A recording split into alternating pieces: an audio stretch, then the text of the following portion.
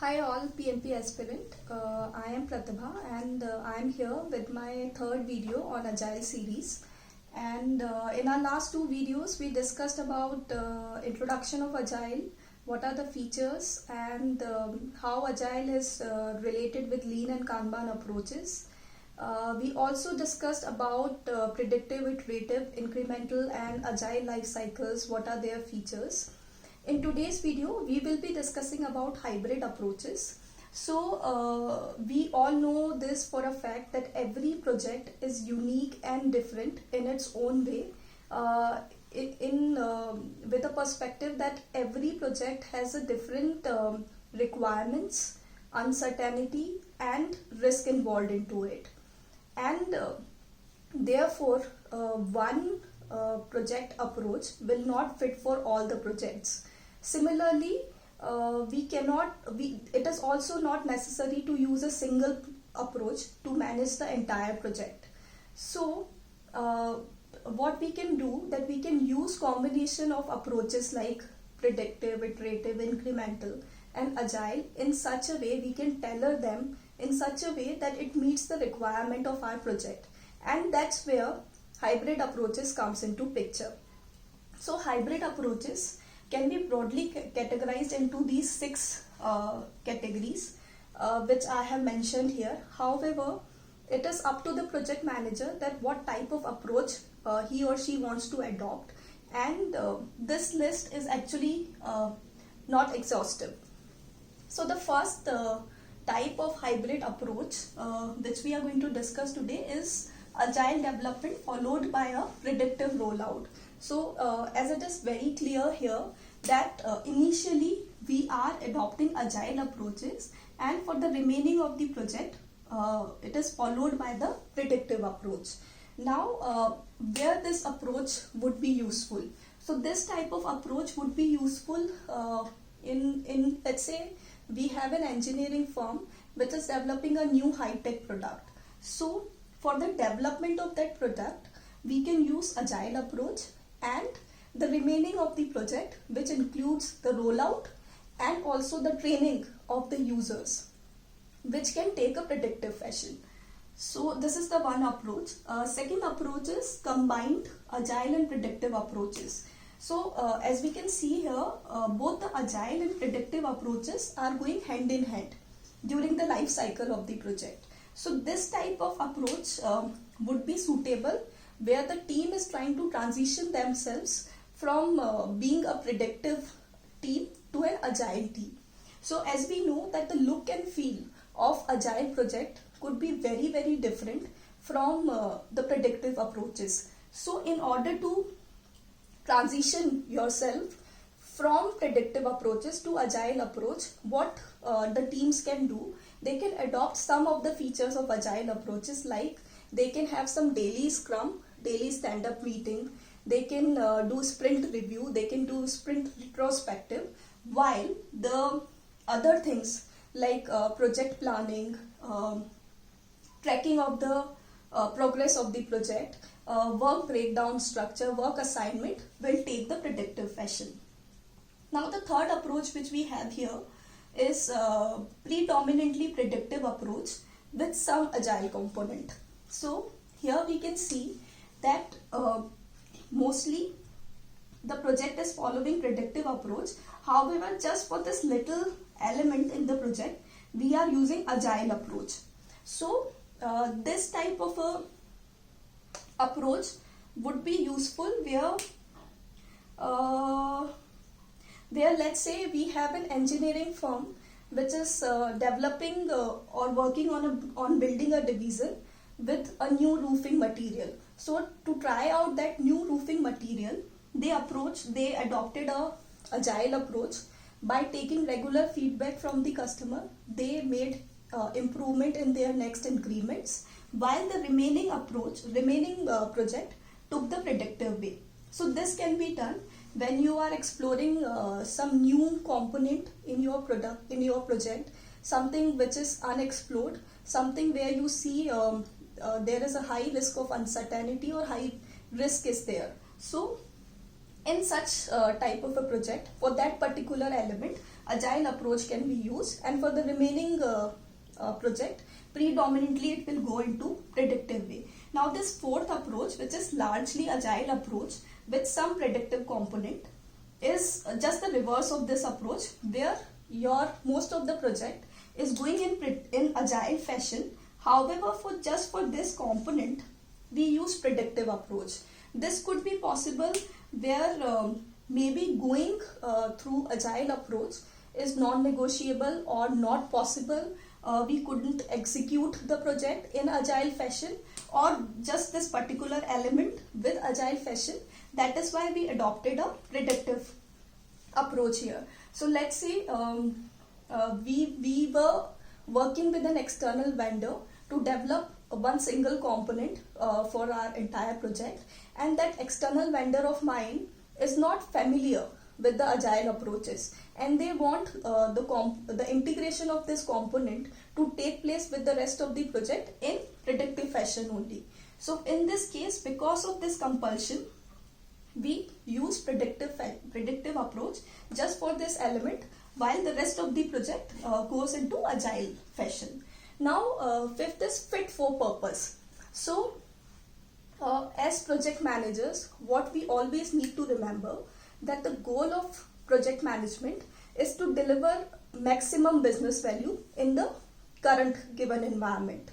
The goal of project management is not to use predictive approach or agile approach. So the question which we need to ask ourselves is that what approach I should adopt which will help me deliver the maximum value. And then we can blend our approaches in a fashion which is meeting the requirements of our project. So let's say if I need correctness of my solution, if my client needs correctness of the solution, then I can take iterative way. If my client is not ready to wait to get the delivery in just one go at the end of the project, then I can deliver them MVPs. Then my project can take incremental way. So accordingly, depending upon the requirement, we can adopt the tailored way or any project way which is suitable for the requirement. Now sixth is the transition strategy. So as we discussed, that the look and feel of agile project is very different for those who are used to predictive approaches. So for those teams which are just transitioning themselves from predictive project to agile project, it is very important for them to use the agile approaches in less risky project or in smaller projects. Understand what agile approaches is, conduct some workshop for your team members, and let them understand what agile manifesto says, what are its principles means. Let them get comfortable and familiar with the agile approaches. You could have some daily stand-up retrospective reviews on your project, and the remaining project could go in a predictive fashion. So that's how we can help our team to transition from predictive approaches to agile approach.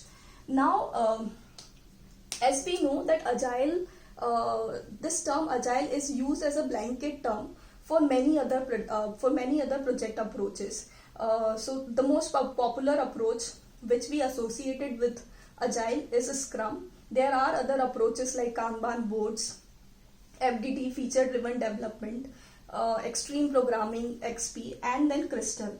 So we can use blends of these approaches as per the requirements of our project. So we will discuss these approaches in detail in our next video, but I have this table in front of me which lists some project factors and what are the tailoring options we can use according to the factors which we have in our project.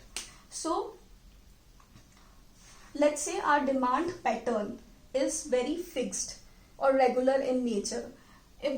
Then we can use regular time boxes. We can use time boxes where the regular time boxes which we know that in the iteration based agile each time box has a constant time frame, and then they move accordingly to the next iteration, and each iteration has a constant length. So that can be adopted. If your demand pattern is a little sporadic in nature, then what you can do, you can adopt flow based agile, where team has this flexibility to decide upon the work they want to take up, looking at the capabilities they have, and then for the remaining features they want to develop, they can keep it in WIP. That's what we discussed in flow based agile. So let's say another factor which you have here is where rate of process improvement is required as your project move forward. Then what we can do, we can retrospect more often. We can use iterative ways, which will help me to get frequent feedback from my client. And here the goal of iterative project life cycles is to optimize on our learnings, optimize on our knowledge, and also optimize on the correctness of solutions. So this can be used. If your project is experiencing various delays, then Kanban boards can be used. So we know Kanban boards basically helps in visualization of the work which we are doing. So we have several categories like the work which is pending to be done. Then we have WIP, features which is required to be developed and in progress. There are some features which would be in the testing stage that can be seen, and the completed feature will be there. So because Kanban boards gives better visibility, it also helps in better tracking of our work. So this could actually help us in removing those delays which are taking place in my project. If the quality of increment is getting deteriorated with each successive increment, what we can do, we can use test driven developments.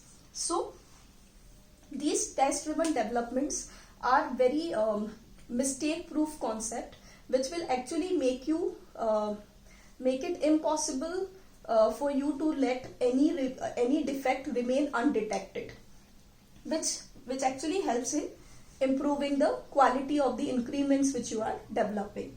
So that can be done.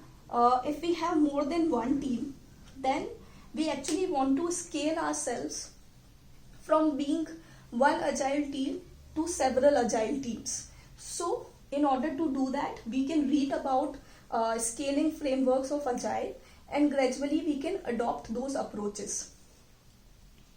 Last which we have here is, if we are inexperienced in agile, then we need to train our resources, as we discussed here in the transition strategy, that we need to adopt some components of agile. Let your team get familiarized with what agile is, what the look and feel of agile is, and once they are comfortable, then they can transition themselves from being a temporary team of agile to a full-blown team which is using agile. So this is it, guys, for hybrid approaches.